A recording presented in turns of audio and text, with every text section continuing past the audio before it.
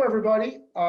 Thank you for joining us. And we are sort of stalling, but we are waiting for Symone Sanders of the Biden campaign to join us. She has just finished an event. And while we are waiting for her, we have somebody else from the campaign who is, which is Naila Derry, who you see there in your screen. And so we're going to talk to Naila for a few moments until Symone joins us. Naila works with Symone and has an incredible background. She is just a few years older than most of you, maybe even younger than some of you, but she is co-founder of Freedom March New York City, which is a youth protest and policy group. She has served as the Midwest Youth Director for Network Action for National Action Network in Milwaukee, which is where she grew up. And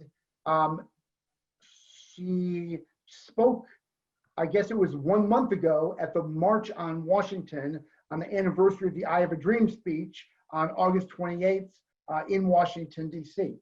So Naila, thank you for joining us in the interim here. And so we're going to get back to you because I know that Symone's time is going to be sort of crushed.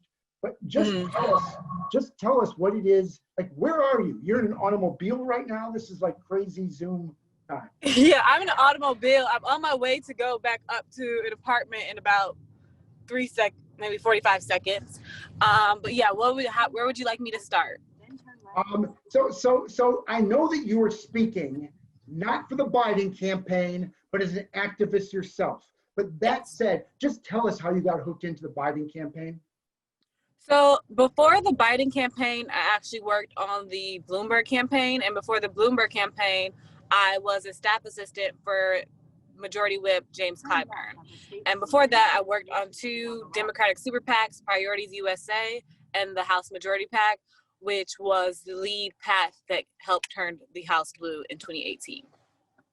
Okay, so when did you, and again, I don't say this to make you feel young or me feel old, when did you graduate from Barnard, which is where you graduated? I graduated in 2017. Okay, so while we're waiting for Symone to join us, I got a ton of questions I could ask you about policy, and I will, but just very quickly, explain how you got from the place that most of the people, the students who are watching this, who are mostly seniors in college, which for you is just recent memory. How did you get from there to where you are right now? I think I will start off with definitely knowing a general interest, what I was interested in. So I was always interested in politics. And with that said, I made sure to intern. So one of my first internships was at the comptroller's office in New York City in 2016. And before that, I didn't really have any political internships. I've always had my work with activism, which coincides with politics and government. So that's how I, initially got So involved. let me ask you a real practical question. So you were still in college. I mean, how did you support yourself if you're interning? You were in college still at that point.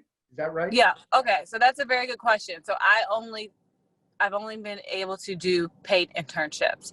And I know that is extremely hard and difficult, especially if you all are interested in interning on the Hill once the pandemic is over, if it ever ends. It will end. It will end. It will end, but I could only do paid internships. So I specifically look for things that were paid. But Barnard also offers a program where they give you grants to do unpaid internships, such as a summer in Washington, D.C. Living in New York City, which is among the most expensive cities in the world, you must, probably you still do, but I mean, those first couple of jobs, you must have been very poor.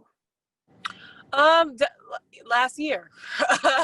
So Okay. Last year I worked on the Hill, and it was definitely a struggle in managing, just doing fun things like going to brunch, just being a young person living in DC. So that was very difficult. And we also get paid only once a month. And my starting salary in DC, which I think it's important to talk about this because a lot of people don't talk about their salaries, which I don't think that helps anyone. My starting salary last year was $32,000.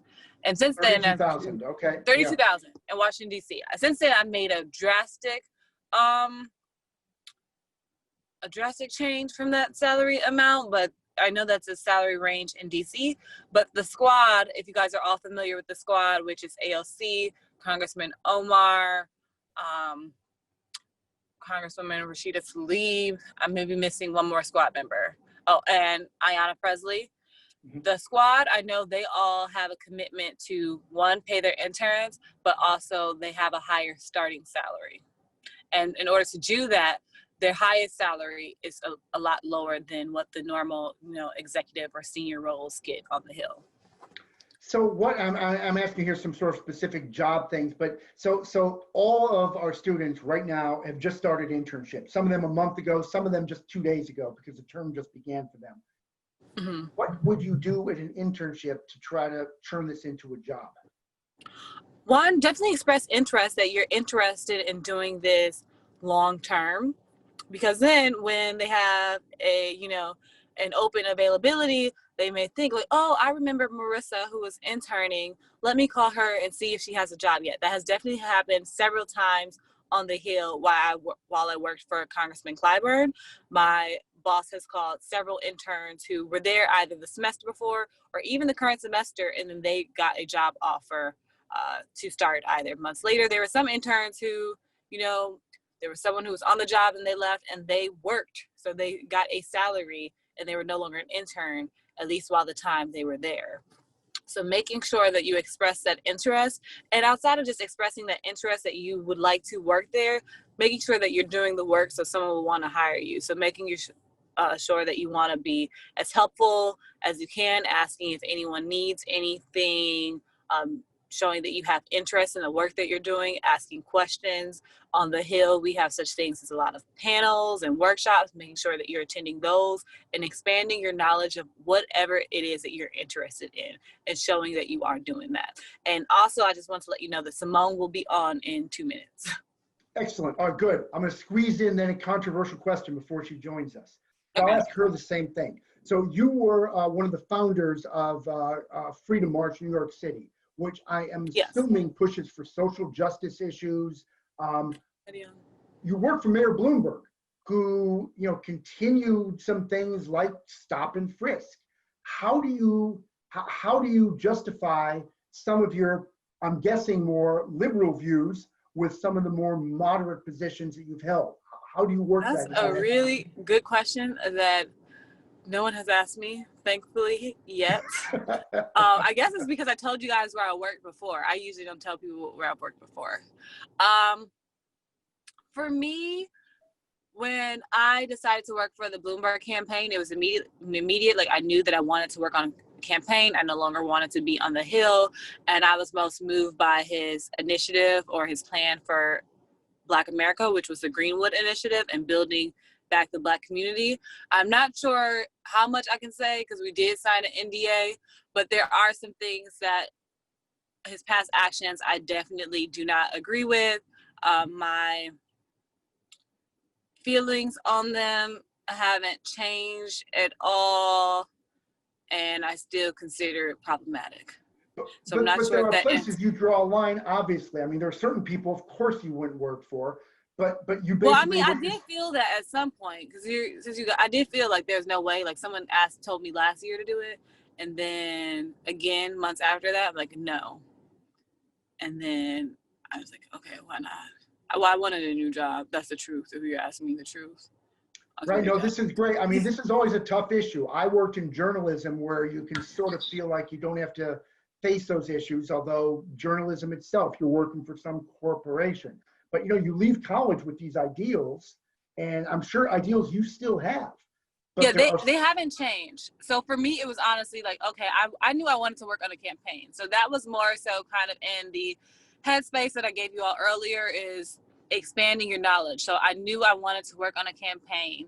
Some people may be fortunate to go straight to a Biden campaign, but most of the time you need some experience. And for me, I was told like Bloomberg was hiring, although I had certain, setbacks and pushbacks. I'm like, okay, let me try this because I can at least learn. So I was on the paid media team, and I learned about, paid media and targeted advertising towards the African American community, as well as their Greenwood Initiative policies and how they roll that out. So I'm definitely grateful for the knowledge that I gained in terms of his past policies as the mayor of New York City and stop and frisk. As someone who's actually been stop and frisk while in college, I can share that story maybe at a later time. I definitely don't agree with that. But it was more so, okay, I want to work on a campaign.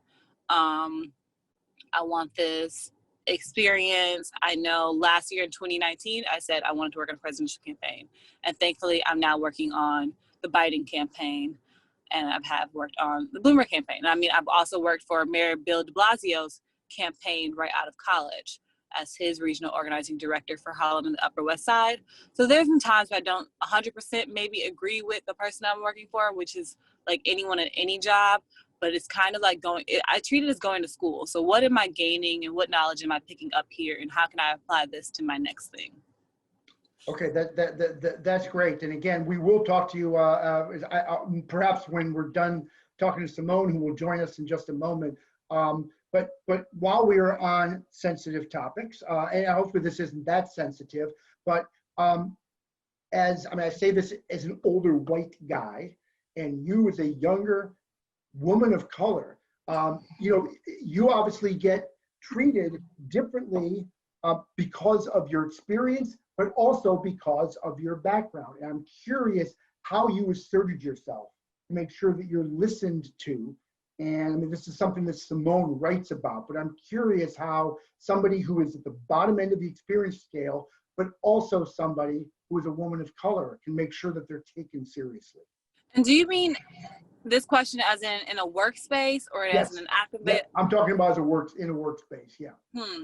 In a workspace, I would say that's very, I'm not sure. I've definitely struggled with that in past jobs, not struggling of just like, okay, this is how I'm going to stand up for myself, but maybe the environment was already misogynistic, it was already sexist, so it was hard to thrive. But fortunately, there have been some roles where I've worked directly under women or women of color, like this current role I have working with Symone Sanders. One of the early questions that I asked her when she hired me was, will I have thought value? Like, will I be able to have an opinion or to give you some suggestions on something? And she said, yes, I will, which is an important question to ask because sometimes you aren't. And also it's just more so just the ideas that you have in your head, the respectability politics of when you show up to work. So in this space, in the pandemic, I've actually felt more free as a Black woman working as an organizer than I have working in office, because the way that I have to dress or the way that I wear my hair, I'm more comfortable wearing natural hairstyles and braids than I have been in an office space because there are those additional respectability politics. Mm-hmm. And I think hello. I'm sorry to interrupt. No, please. And Naila, thank you, and we will get back to you, okay? Okay, thank you, and I will come back on a computer, not a phone. Okay, and Naila, Symone, you say your identification identifies you as Naila, which I'm guessing. Oh, I must have logged into Naila's. That's fine. Let me see if I can change my name, but yes. Well, while you're doing that, I'll quickly give a quick rundown of your bio. So Symone Sanders is senior advisor for the Biden campaign. She was a national press secretary for Bernie Sanders, no relation to Symone Sanders, presidential campaign 4 years ago. She grew up in Omaha, Nebraska, graduated from Creighton University. Rolling Stone magazine named her 16 Young Americans shaping the 2016 campaign. She's been a leader on juvenile justice issues, among others. And you've been difficult to rope in because you are busy.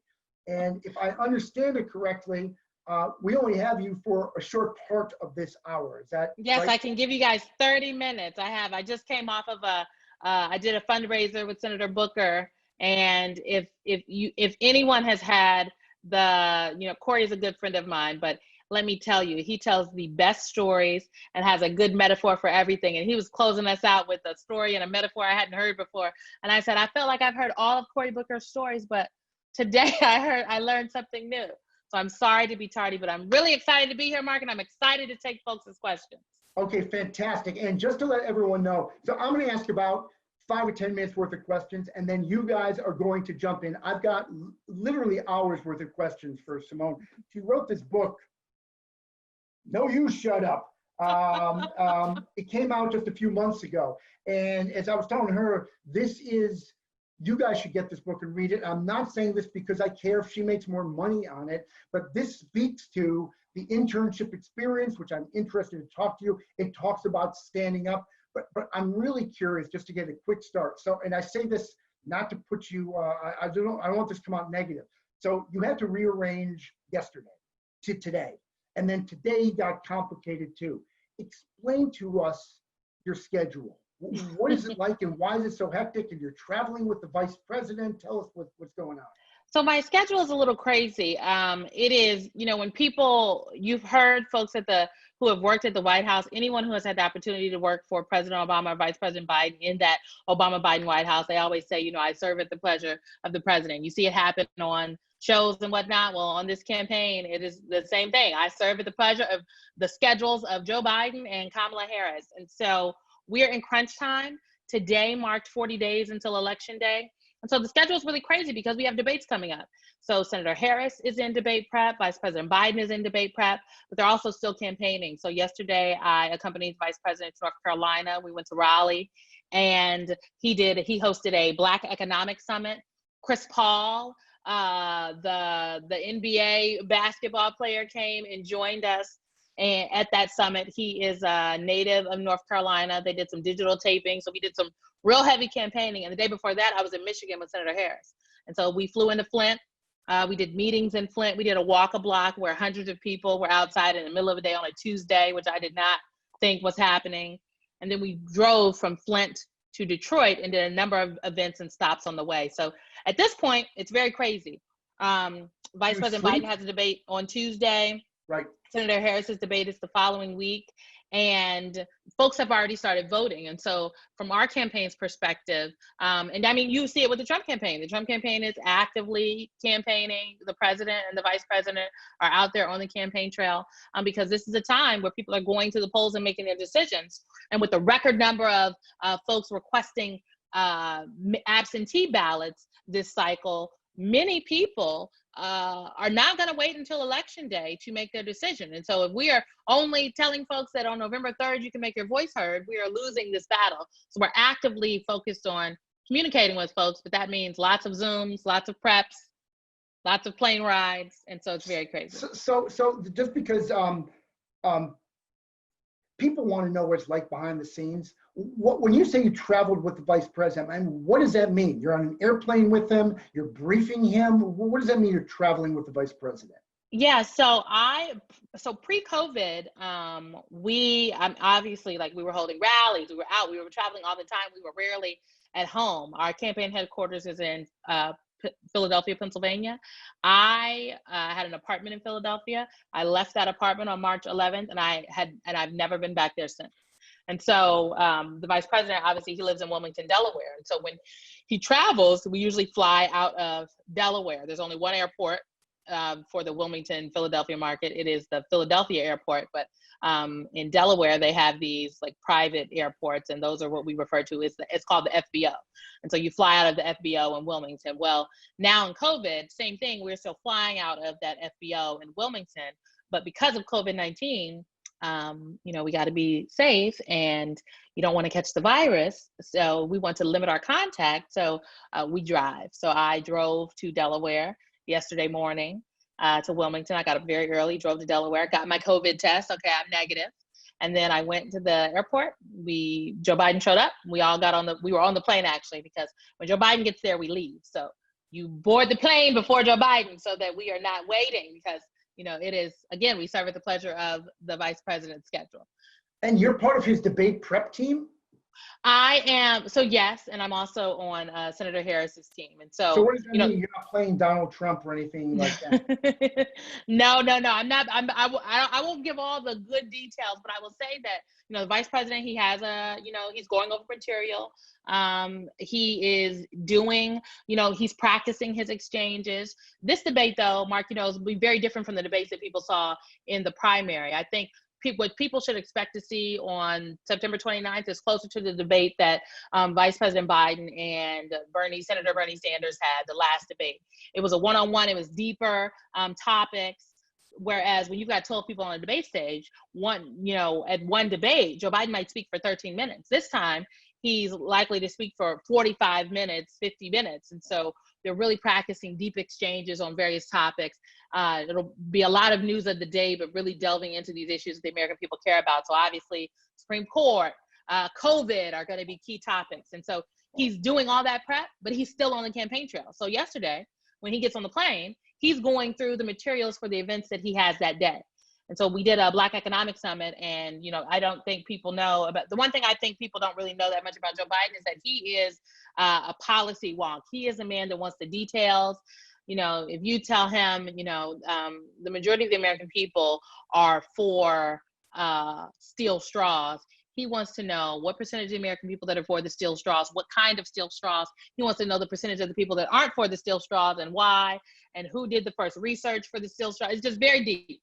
So lots of prep, and I encourage people, okay, if you are ever prepping your principal, you got to make sure you read the briefing materials. So I'm just gonna ask a couple more questions, then we have some questions coming in, and let students ask questions. So one is just purely in terms of California students. So California, Trump lost by 4 million votes last. Okay, so California is pretty safely in the Biden camp. If you want to help Joe Biden and you're in California, what do you do? Oh my goodness, you can make phone calls. There's something that has taken off. I mean, Senator Sanders really did this in 2016 a lot. It's called distributed organizing. And basically the model of distributed organizing is how can I, sitting here in Washington, D.C., organize in a place that I am not currently in. And so our distributing organizing models are ways that we have built up an opportunity to reach voters in various places, even though you're not physically in that place. And so digital organizing is something what a lot of people call it. And so we have an app that we have created. We have an in-house team that creates a lot of the apps that we use. And our Vote Joe app, VOTE Joe, J-O-E app, is a way that we have created for folks to organize their networks and their peers. So if you download the app, you can text app to 30330. You can download that app, and it will literally, it is digital. I have my phone. It's digital organizing in your hand. So you can participate in our distributed organizing program, but we're also still phone banking. And so you in California can call into Nevada. You can call into Wisconsin. You can make calls to Florida. We have a whole hub, if you will, an online hub where we are helping people do this work. And the last thing I'll note is that we have what we're calling the Soul Squad, SOUL squad. So you can go to joebiden.com/Soul Squad. And that is a way for you to, we believe that everybody can help organize various online communities, but we want to give folks the tools to do that. And so our Soul Squad, if you sign up, it'll connect you with the folks on our organizing team. And we are literally helping people set up Facebook pages and Twitter groups and various chats. And we are giving folks digital tools. We're creating memes. We're doing all kinds of things because we have to reach people everywhere they are. And in the age of COVID, that also means having a strong presence online. Okay, let me, I got so much more I want to ask, but I want the students to ask questions. So we're going to try this and see how it works. Otherwise, I'll read them. But Tom Litkowski, you have asked for a question. Tom Litkowski, can we unmute you? I see Tom. I see his name. Excellent. Hello, can you hear me? Go ahead. Yes. Hi there. Thanks so much for talking to us. So my question is on the Biden campaign, how do you think about the trade-off between turning out base voters and persuading voters who might go either way? And then I'm also curious whether that approach is different than it was on Bernie Sanders' campaign. Well, first I'll say thank you for your question, Tom. When I worked for Senator Sanders, I like to say I worked at a startup because when I joined the campaign, there was a handful of us working out of what felt like a closet in Burlington, Vermont in 2015. So I will say that, the way we think about turnout and persuasion is not that these are two different camps. to be clear, there's persuasion that has to be done of base Democratic voters. And if you don't believe me, look at 2016. There's much to be said about these Obama-Trump voters that account for nearly 10% of the electorate. These are folks that supported President Obama in 12 and even 08, but voted for Trump in 2016. And yes, that is a percentage of the electorate that that Democrats do have to get back if we want to be successful in places across this country. But you also have to look at the numbers on who did not turn out or who did not cast ballots for the Democratic candidates in the last presidential cycle. And there was a drop off of African American women. Turnout of African American women was about 64%. In 2012, it was upwards of 75%. There was drop off of Black voters across the board. There were drop off of Latino voters across. Folks talk about the 100,000 voters across Michigan, Wisconsin, and Pennsylvania.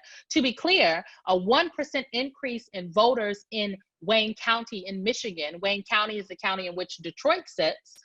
Would have accounted for all of the votes the Democrats lost Michigan by. That's an important statistic because the majority of voters in Michigan are white voters, not African-American voters, but a 1% increase of voters in Wayne County, the concentration of the African-American vote in Michigan, would have won Michigan for Democrats in 2016. What does that mean? That means we have to make sure that we're talking to white voters in Michigan and across this country. We have to ensure that we are talking to union households, working class people, understanding that union households of working class people are white, they are Black, they are Hispanic and Latino, they are Asian American, Native American, Pacific Islander. That means we have to talk to women. That means we have to talk to young people across the board, but that we have to ensure that we're not assuming that folks are going to blindly give their support to a Democratic candidate because they are of a particular group that has supported Democrats in the past. And so we really think that we have to do persuasion of our base voters in addition to some of those independent voters and maybe some of these Obama Trump voters that we are looking to get back this cycle. But I guess the last note I'll say is, the last thing I'll tell you is that this cycle, that if you look at the public polling across the board and you compare all of the crosstabs, many more voters now have their minds made up than at this point in 2016. And so this is really a turnout election. There aren't that many people left in America to persuade, not right now. ROMERO? Hello there. It's a really big honor. I definitely very much look up to you. My question is, how does Joe Biden and his campaign account for and represent the LGBTQ community? Oh, somehow I muted myself. Thank you for the question, ROMERO. So first, I want to say that a Biden-Harris administration will not only be an ally of the LGBTQ plus community, but we're going to do the work. And the Trump administration has put in so many terrible policies, like at home, and then we've set a terrible example abroad.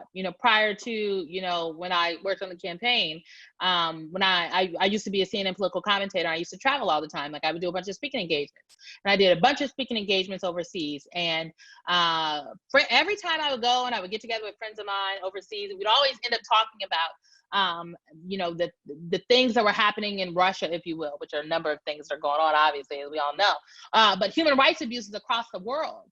And America used to be a leader when it came to human rights abuses. America used to be a leader when it came to equality, when it came to advocating for the rights of the LGBTQ plus community, not only at home, but abroad. And we cannot currently claim that mantle because you have the current president of the United States and administration who has just really taken us back decades from the banning transgender service members. Like, I'm sorry, Donald Trump, he likes to disparage our military and has not stood up lock and step with and for and understand the sacrifices that our service members make. As the vice president says, he doesn't understand duty, honor, country.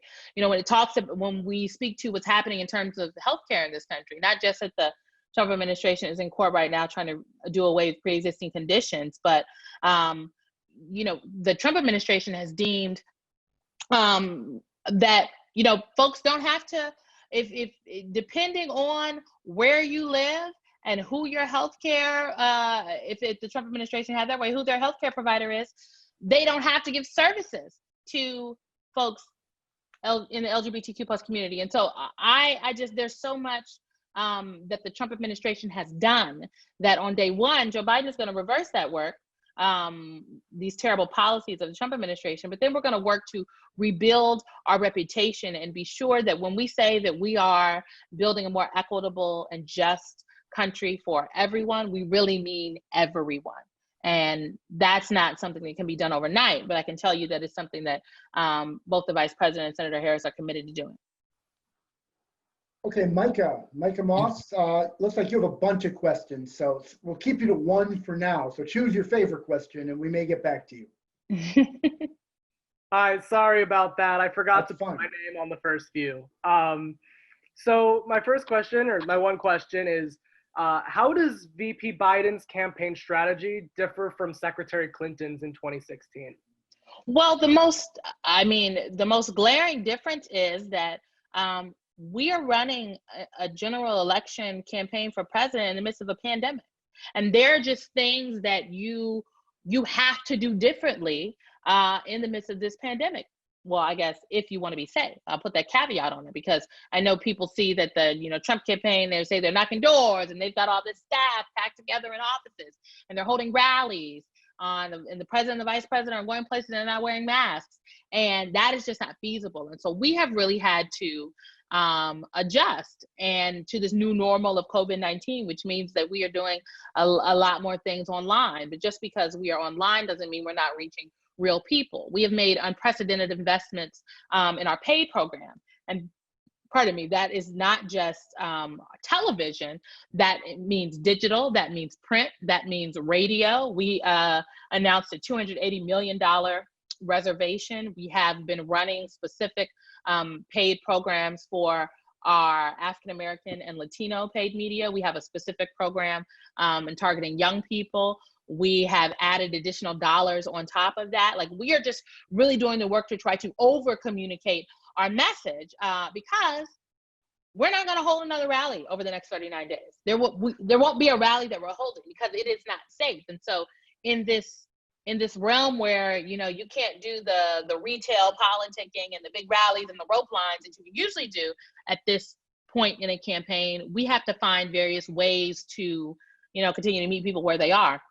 And so I'm sure you all have seen. Let me just push you for a second, follow up on that, because I understand that COVID makes everything different, but following up on what Micah said, I mean, the Hillary Clinton campaign clearly had problems. I mean, she lost to Donald Trump, so something had to change. Is there anything you learned from 2016 that you can make changes to that should give Democrats confidence that Biden will be successful in places that Clinton was not? Well, I think there's many things we learned. And I mean, look, we could do a whole conversation just on, why did Democrats lose the presidential in 2016? And I think that there's not one answer. But to the example that I gave about Michigan, for example, a 1% increase in turnout in Wayne County would have accounted for all the votes that we lost Michigan by. Okay, so what does that mean? That means perhaps we need to give a little bit more attention to what we are doing and how we are planning to not just turn out, but persuade, to my earlier point, Black voters in the state of Michigan, specifically in Wayne County.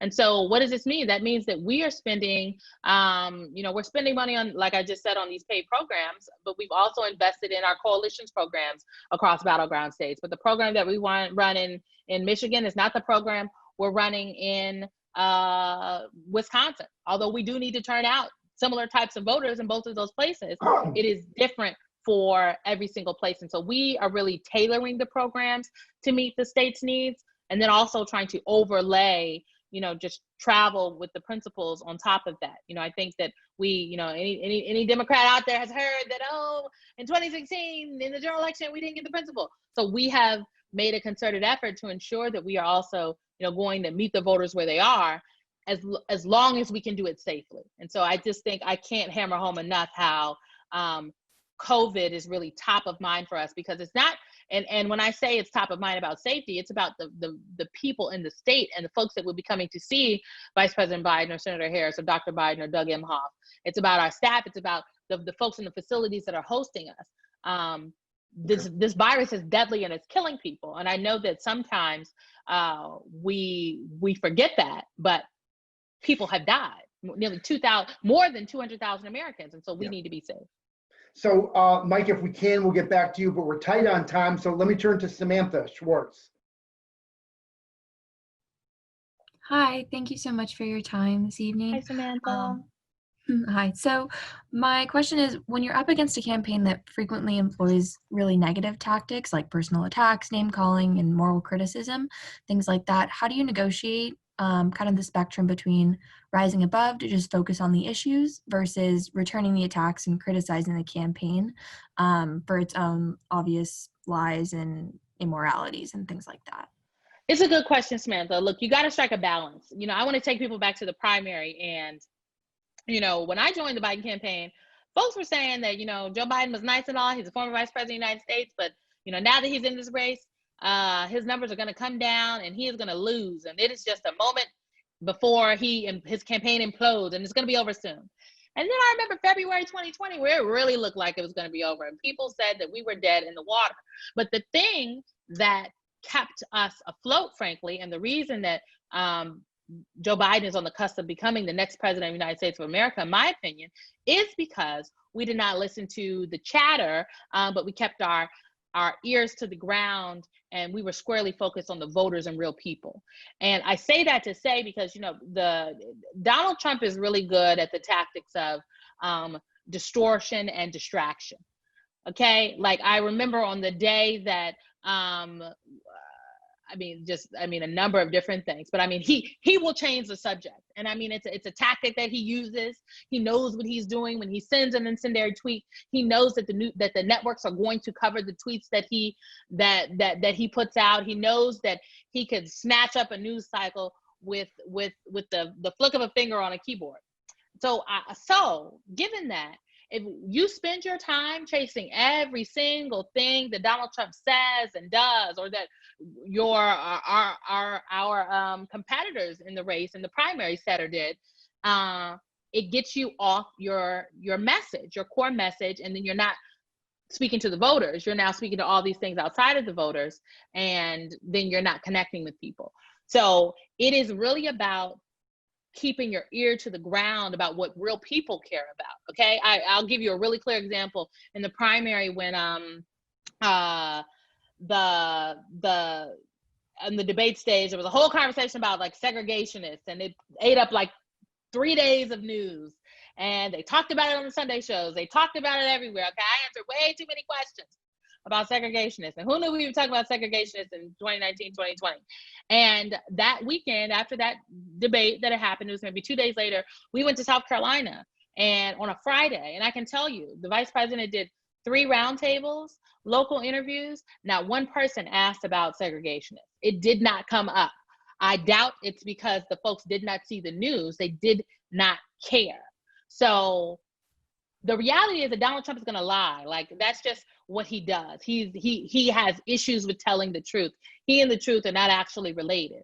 And so you have to pick your battles with what you choose to discuss. Like, some of it is taking Donald Trump's bait. So right now, for example, Republicans want to talk about Democrats packing the court. Okay, well, if you'll notice, Joe Biden has not said anything about that. And when asked about it, he said, look, I'm not going to play the Republicans or Donald Trump's game. I'm not going to, they want to change the subject, and I'm not changing the subject. Right now, the topic is the voters, the American people, and that they should be heard in this election.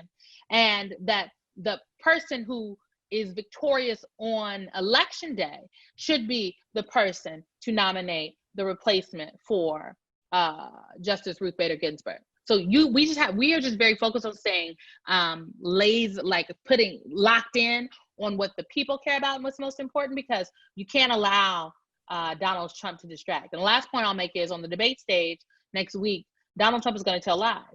It is not Joe Biden's job to fact check. That's the other thing. It is the vice president's job on that debate stage to articulate his vision for the American people to the American people who are tuning in. That's why people are watching. Okay, people are watching who support him to say, is this guy okay to be president? There are people who are watching the small percentage of undecided people who are like, who am I going to support? And Joe Biden has to give those folks something. So it is not Joe Biden's job, and similarly, Senator Harris, when she debates Vice President Pence, to fact check. It is their job to tell the truth. And then if they are lying on COVID or on the Vice President or Senator Harris's record, to call it out and say that's not true, but let me give you the facts. But when they want to throw out that, all Democrats want is, open borders, this is that, well, that's not true. And they're saying that because they want to distract from this over here. And then we go to this over here, the thing that we came to talk about, not taking the bait to talk about open borders, which is not a thing Democrats want. So before we lose you, I want to, your book, we tell our interns, some of whom just began a couple days ago, some began a month ago, depending on what school they're part of.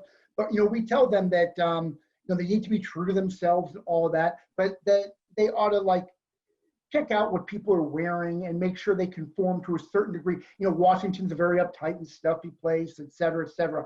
And, you read in this, even the title of the book itself is you basically saying something a little more provocative, which is when somebody tells you to be quiet, no, you shut up.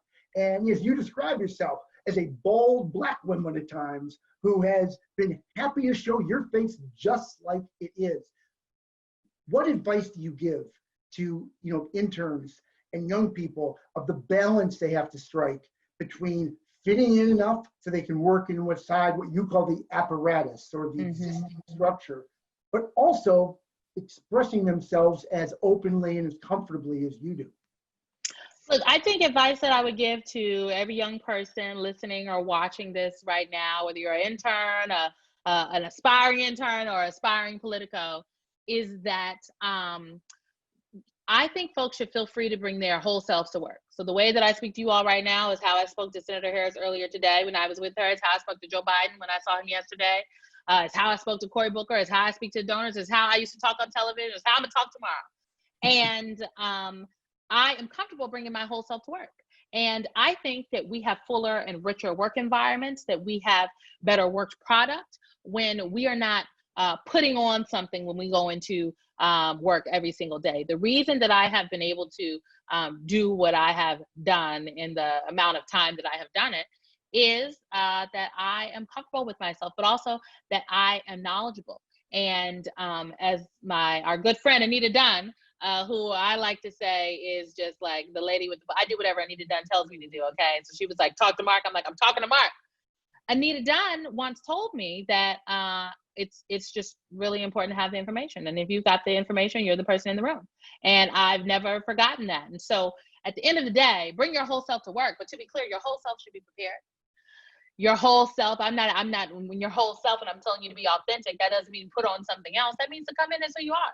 And so, Tom, I want you to come in as Tom. Romario, I want you to come in as Romario. Micah, come in as yourself. Samantha, come in as yourself.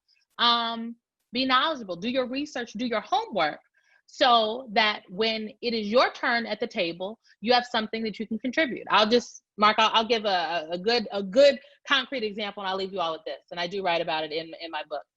When I first interviewed with Senator Sanders, we got into an argument, okay, about economics and his economic policy. And I was like, oh, I'm definitely not getting this job. But we reconciled at the end of the conversation. And at the end of the conversation, Senator Sanders asked me something no one else had asked me. And at that point, I had been on 29 interviews. Bernie Sanders was my 29th interview.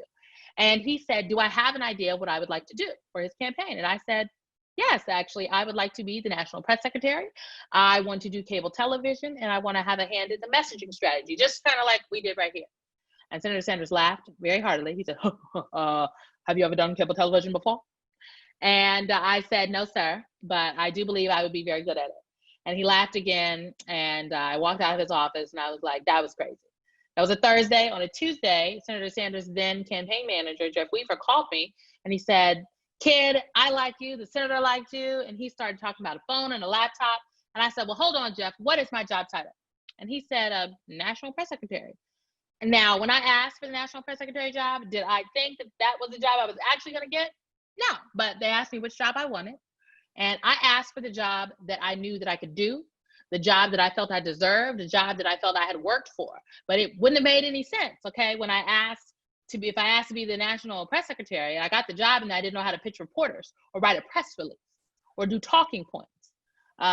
So it is really important to be prepared. And I think the thing I want to hammer home for young people is that so many times folks tell us that we can do whatever we want to do, we can be whoever we want to be, the world is our oyster, everything is at our fingertips, and it's true. But we also have to do the work. And doing the work means getting the data points, having the backstory, staying up late, getting up early, going in and demonstrating that you are willing to do the hard things, as our campaign manager, John O'Malley Dunn, likes to say, that whatever job you're doing is requires. So I did not conform. I did wear, folks, my first DC job, my internship, they told me folks wore gray, blue, and black. And I was like, the next day I was gonna wear a color block jumpsuit to work. And I wore my color block jumpsuit. And I will continue to wear my color block jumpsuits with my shaved head and my fancy nails, because none of that has anything to do with the product that I bring to the table. All right, and I know you have meetings to hop off to, so if you've got another couple moments, that's fine, but. I'll take one more question. I'll take one more question from one of the students. What y'all got? Kaylee Coughlin, you have a question, it looks like. There you are. Can you hear me? Yep. My question is, I know you said not many voters are on the fence, but what's been the most pressing concern among voters who are on the fence, and how has the Biden campaign addressed this? So I will say, I think on the fence is actually an interesting term, because there are people who have made up their mind, but they're still concerned. You get what I'm saying? So there are people that have made up their mind that you could call them soft Trump voters, if you will, or soft Biden voters. There are people who have made up their minds, but they're still concerned. And what people are most concerned, what we hear consistently on the campaign trails, they're concerned about COVID, but COVID specifically as it relates to their ability to get back to normal, to living their lives, to getting back to work, to getting, their kids back to school, to when will we be able to take off the mask? When can I go and see my family? The most consistent question the Vice President and Senator Harris get are, what is your plan to fix coronavirus? And it seems like a very lofty question, but the reality is that, the Vice President, he goes through and talks about how, he put out his 10-point plan March 12th and has consistently spoken out about what should be happening. He even spoke to President Trump specifically about this. They talked on the phone, and in the phone conversation that they had, the Vice President used his time to advocate for the essential workers, the frontline folks, and what they needed, and what the president and suggested what he should be doing. But the reality is that coronavirus, even if let's just say in the next 39 days, Joe Biden and Kamala Harris are elected president, the coronavirus isn't going away on November 4th. There's still work to be done. And in January 2021, if Joe Biden and Kamala Harris are elected and they take office, we don't know what exactly the state of play is. Think about all the things we don't know. Think about all the information that has yet to leak out. Think of what if Bob Woodward wasn't writing a book? We wouldn't have had the tapes, and we wouldn't have known that in January, Donald Trump knew how deadly this virus was, but misled the American people anyway. So the concern that people have across this country is real, and they really just want someone to just tell them it is going to be okay and give them the roadmap for what that looks like. How do we get back to some sense of normalcy? And, Vice President Biden talks a lot about his plan to not just build this country back to where it was before COVID-19, but to really build back better. And this is really an opportunity to address systemic issues that have existed in our society. This is an opportunity to finally build an economy that brings everyone along. This is a real opportunity to do some of these really lofty, good things for working people across this country that, maybe folks a year ago didn't think could be done, but now, given the state of affairs that we're in, have to be done. It is necessary. And so that's the message that he takes. And, people like it. They're like, but can we fix it tomorrow? And it's like, there's a process here, guys. First, we need to vote and just pray and hope that people listen to the scientists and the experts in the meantime, But I will tell you, Samantha, wait, Samantha, is it Samantha? It's Kaylee. Kaylee. I will tell you, Kaylee, that we were in North Carolina the other day. We were in like a community center, and then we went to this like innovation hub, and there were like these young entrepreneurs there, and the questions that all the young people had were specifically about like the state of the economy and what does this mean for us. And then everybody had a question about the wildfires, and every single thing that is happening, it is us, young people, who are going to have to deal with the ramifications of the decisions over the next of what happens over the next 39 days for the next 20 or so years. And so that is the last thing that I'll leave you with, is that, you know, y'all are a really engaged group, right? But I will tell you that you have to vote.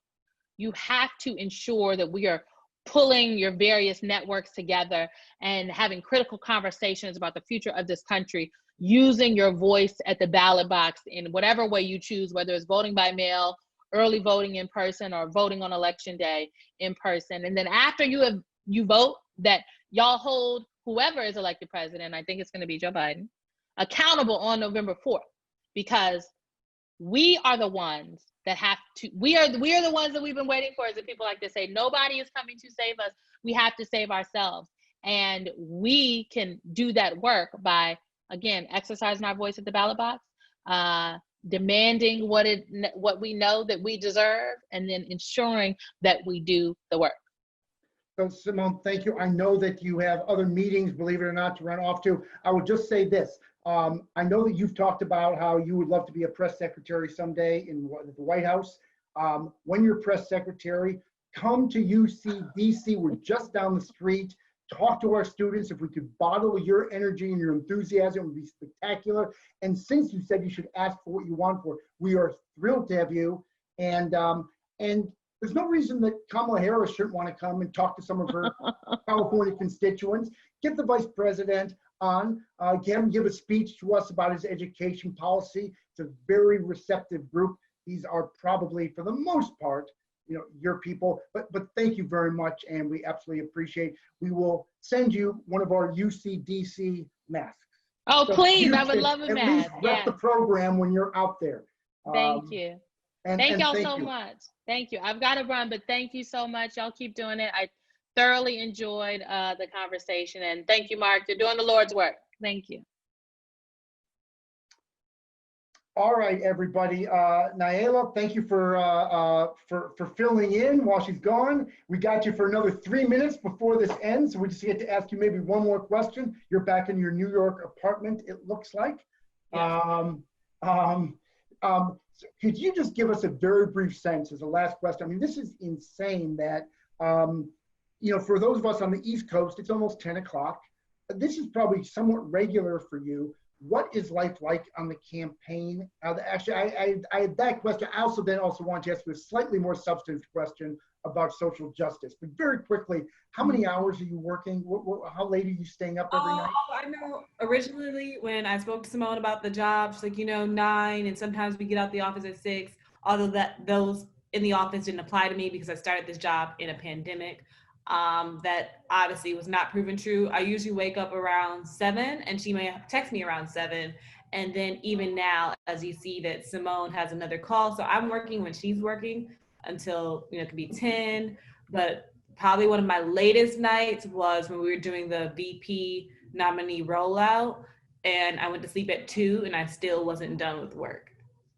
All right, so let me just wrap it up on, again, somewhat of a sensitive question, or not a sensitive, but a deep question, which is, you know, there are people out on the streets tonight, as there were last night, as there have been for many of the last couple months. Last night specifically about Breonna Taylor and the charges that weren't brought against the police officers, which, judging from your record, has got to be an issue that's close to your heart in many ways. I'm wondering, you could be working right now for one of those organizations, or even the organization you have found to try to work on social justice. You've made a decision to work within the political system for a presidential candidate. And without putting any kind of judgment on it, I'm just wondering if you could just briefly explain your thinking about how that can bring about the change. Well, for me, you have an I started the campaign maybe May 27th, and 3 days later, I went out and organized my first protest in New York City. And what ended up happening, it was one of the wildest nights to be out when there was a lot of, looting and fires. But what ended up happening was my march ended up being the largest demonstration that day, but it was also the largest nonviolent demonstration. So I started this organization while having a new job. So for me, this is my passion, and unfortunately, my existence is resistant. So I always have to show up and be active no matter what I'm doing at my full-time job. So I do both. And in terms of how they can coincide, I think that we still have to do work even if a Democrat, if Biden is elected president, because these issues will still, they're still persistent. It's a systematic issue that doesn't really matter who's in office, but definitely the person in office can make it worse, especially when you have a president who calls Kyle Rittenhouse, who shot and killed two protesters in Kenosha, just a young kid who makes mistakes like we all do. All right. I hope the same goes to you when you're in Washington and when the world is back to normal. Please come to our building, talk to our students. I'll be in touch with you because I'm going to send both you and Symone a UCDC. Yes, also, I'm not sure if anyone had any questions about this work or if y'all been organizing, but I know it's 10 p.m. But so thank you for having me. Yeah. And we will be back in touch. Thank you so much for making this happen. And thank you everybody else for staying up late with us. And see you later. And for the students, we'll be back during the day next Wednesday. We're going to be talking. I think I'm giving you a briefing on some of the issues, and we are working on other speakers. We know that we have Steve Scully, who's moderating the October 15th debate, is going to talk to us in October. And we have Ken Goldstein, who runs the ABC Decision Desk, which makes the calls on election night, talking to us a couple weeks before the election. Representatives Karen Bass and Barbara Lee have both committed to speaking to us. They just haven't given us the dates yet. We have somebody from the CDC. So we have other speakers lined up, and we're just trying to arrange them. Thank you for your questions, everyone who asked, and thank you everyone who listened in, and we will talk to you later. Bye-bye.